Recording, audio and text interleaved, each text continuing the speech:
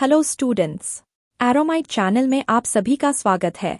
आज हम स्टैंडर्ड 8 का science chapter number 16 reflection of light lesson सीखेंगे। यदि आप नए हैं तो सब्सक्राइब और बेल आइकन दबाना न भूलें ताकि आप हमसे कोई भी अपडेट मिस ना करें। प्लेलिस्ट की लिंक डिस्क्रिप्शन में है। So let's start.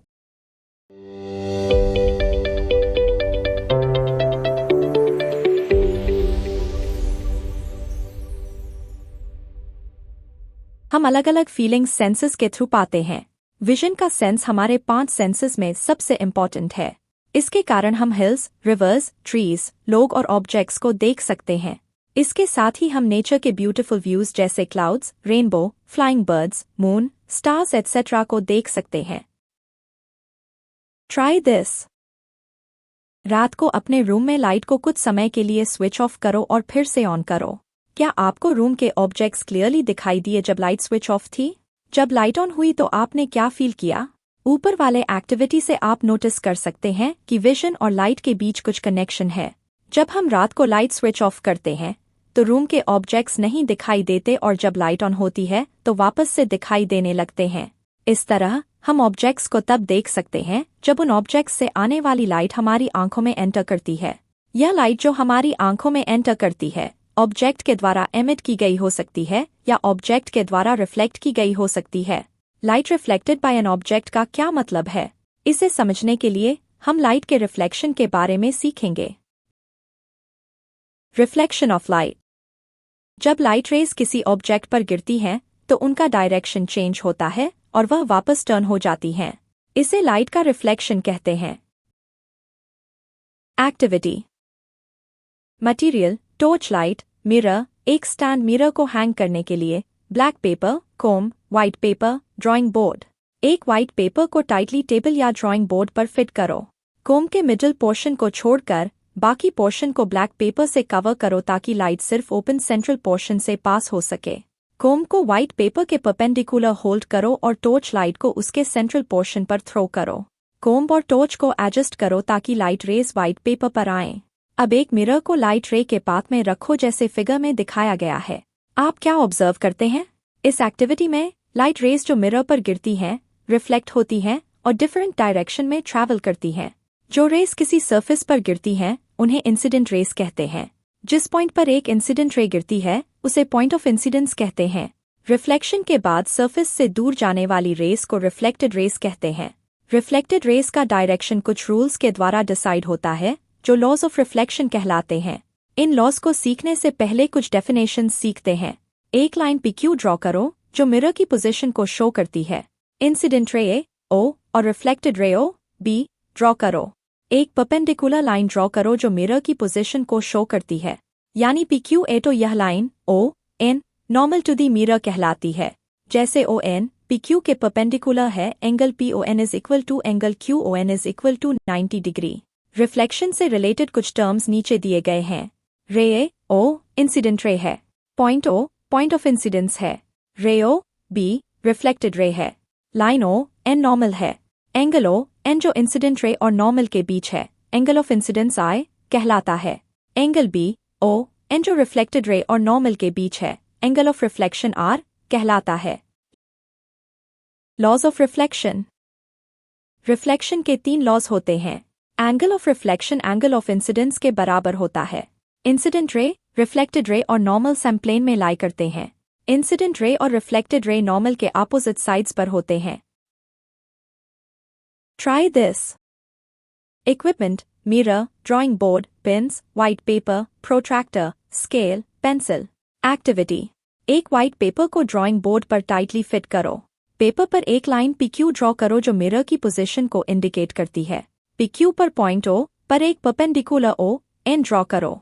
एक रे O ड्रॉ करो जो ON के साथ 30 डिग्री का एंगल बनाती है। O के अलोंग 2 पिंसेस और R फिक्स करो। मिरर को एक स्टैंड पर फिक्स करो और उसे PQ के अलोंग ड्राइंग बोर्ड के परपेंडिकुलर प्लेस करो। पिंस को T और U पर फिक्स करो जो S और R पर पिंस के रिफ्लेक्टेड इमेजेस के बॉटम को जॉइन करती है। मिरर को रिमूव करो और पॉइंट्स T और U को जॉइन करो और O तक एक्सटेंड करो। एंगल TON मेजर करो। स्टेप्स 4 से 9 को रिपीट करो। एंगल ऑफ इंसिडेंस 45 डिग्री और 60 डिग्री के लिए और एंगल को नीचे दिए गए टेबल में लिखो। आपको एंगल ऑफ इंसिडेंस और एंगल ऑफ रिफ्लेक्शन के बीच क्या रिलेशन मिलता है? अगर आपने एक्सपेरिमेंट केयरफुली किया है तो आप पाएंगे कि एंगल ऑफ इंसिडेंस तीनों केसेस में एंगल ऑफ रिफ्लेक्शन के बराबर होता है। यह लॉज ऑफ रिफ्लेक्शन को वेरीफाई करता है। Regular reflection of light. Plane और स्मूथ सरफेस से लाइट का reflection regular reflection of light कहलाता है। रेगुलर रिफ्लेक्शन के लिए एंगल ऑफ इंसिडेंस और रिफ्लेक्शन सभी पैरेलल रेस के लिए सेम होते हैं जो सरफेस पर गिरती हैं। इस तरह रिफ्लेक्टेड रेस भी एक दूसरे के पैरेलल होती हैं। अगर इंसिडेंट रेस के angle of incidence I1, I2, I3 हैं और उनके angle of reflection R1, R2, R3 हैं तो I1 is equal to I2 is equal to I3 is equal to R1 is equal to R2 is equal to R3. Irregular reflection of light. Rough surface से light का reflection irregular reflection of light कहलाता है। Irregular reflection में parallel raise of incidence के angles of incidence equal नहीं होते और इसलिए उनके एंगल्स ऑफ रिफ्लेक्शन भी इक्वल नहीं होते। I1 is not equal to I2 is not equal to I3 और I1 is equal to R1 is not equal to R2 is not equal to R3। इस तरह रिफ्लेक्टेड रेस एक दूसरे के parallel नहीं होती और एक लार्ज सरफेस पर स्प्रेड होती हैं। Always remember, laws of reflection regular और इरेगुलर रिफ्लेक्शन दोनों में फॉलो होते हैं। इरेगुलर रिफ्लेक्शन में लाइट का रिफ्लेक्शन इसलिए ऑब्टेन नहीं होता क्योंकि लॉज ऑफ रिफ्लेक्शन फॉलो नहीं होते, बल्कि इसलिए ऑब्टेन होता है क्योंकि सरफेस रफ इरेगुलर होता है। इरेगुलर रिफ्लेक्शन में डिफरेंट पॉइंट्स पर एंगल्स ऑफ इंसिडेंस डिफरेंट होते हैं, लेकिन किसी भी एक पॉइंट पर एंगल्स ऑफ इंसिडेंस और रिफ्लेक्शन इक्वल होते हैं, यानी I1 is equal to R1, I2 is equal to R2। Reflection of reflected light.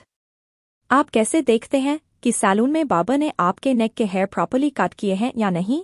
Salon में आपके फ्रंट और बैक में मिरर्स होते हैं। आपके हेड के बैक का इमेज बैक वाले मिरर में फॉर्म होता है। इस इमेज का इमेज फ्रंट वाले मिरर में फॉर्म होता है। इस तरह आप देख सकते हैं कि आपके हेड के बैक साइड के हेयर कैसे कट किए गए हैं। हम वाटर में मून का इमेज कैसे देखते हैं? क्योंकि मून सेल्फ ल्यूमिनस नहीं है, सनलाइट जो मून के सरफेस पर गिरती है रिफ्लेक्ट होती है। यह रिफ्लेक्टेड लाइट फिर से वाटर के द्वारा रिफ्लेक्ट होती है और हमें मून का इमेज दिखाई देता है। इस तरह लाइट को कई बार रिफ्लेक्ट किया जा सकता है। कलेडोस्कोप। 3 रेक्टेंगुलर मिरर्स लो जो सेम साइज के हों। स्टिकिंग टेप का यूज करके मिरर्स को एक ट्रायंगल बनाते हुए स्टिक करो जिसमें रिफ्लेक्टिंग सरफेस अंदर की तरफ हो। एक व्हाइट पेपर लो जो ट्रायंगुलर शेप का हो और उसे मिरर्स के एक एंड पर टेप से फिक्स करो ताकि वो एंड क्लोज हो जाए। मिरर्स के हॉलो में 4 से 5 कलर्ड ग्लास पीसेस इंसर्ट करो। दूसरे एंड को भी पेपर से क्लोज करो और उसमें एक होल बनाओ। होल के थ्रू लाइट की तरफ देखो। आपको ग्लास पीसेस के इन्यूमरेबल इमेजेस दिखाई देंगे। यह इमेजेस 3 मिरर्स के रिफ्लेक्शंस के कारण फॉर्म होती हैं। आप कलेडोस्कोप में डिफरेंट डिजाइन्स देख सकते हैं। कलेडोस्कोप की स्पेशलिटी यह है कि डिजाइन्स इजीली रिपीट नहीं होती। हर बार डिजाइन डिफरेंट होता है। वॉलपेपर्स बनाने वाले लोग जो वॉल्स को डेकोरेट करने के लिए यूज होते हैं और क्लॉथ डिजाइनर्स कलेडोस्कोप का यूज न्यू डिजाइन्स बनाने के लिए करते हैं। पेरिस्कोप। एक कार्डबोर्ड बॉक्स लो। बॉक्स के टॉप और बॉटम साइड्स में स्लिट्स बनाओ और 2 मिरर्स को ऐसे प्लेस करो कि वो बॉक्स के साइड्स के साथ 45 डिग्री का एंगल बनाएं और एक दूसरे के पैरेलल हों। उन्हें स्टिकिंग टेप से फिक्स करो। 2 विंडोज बनाओ 1 इंच के नियर दी 2 मिरर्स। अब बॉटम विंडो के थ्रू देखो। नोट करो कि आप क्या देखते हैं। बॉटम विंडो से आप देख सकते हैं कि टॉप विंडो के फ्रंट में क्या है। इस डिवाइस को पेरिस्कोप कहते हैं।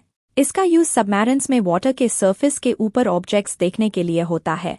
इसका यूज अंडरग्राउंड बंकर से ग्राउंड पर ऑब्जेक्ट्स या पर्सन्स को ऑब्जर्व और वॉच करने के लिए भी होता है। कलेडोस्कोप और पेरिस्कोप दोनों लाइट के रिफ्लेक्शन के प्रॉपर्टीज का यूज करते हैं। Solved example.